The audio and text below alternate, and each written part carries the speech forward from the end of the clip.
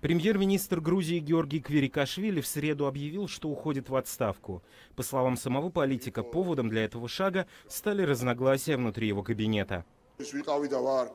«Я всегда был и остаюсь командным игроком, и потому вижу настроение своей команды. Поэтому я и принял такое решение. На этот шаг пошел бы любой лидер. Сегодня я покидаю свой пост». Квирикашвили рассказал, что во вторник состоялась встреча с руководством правящей партии «Грузинская мечта», на которой вскрылись противоречия между премьером и председателем объединения Бидзиной Иванишвили. Отставка политика происходит на фоне масштабных протестов, вспыхнувших в Тбилиси в конце мая.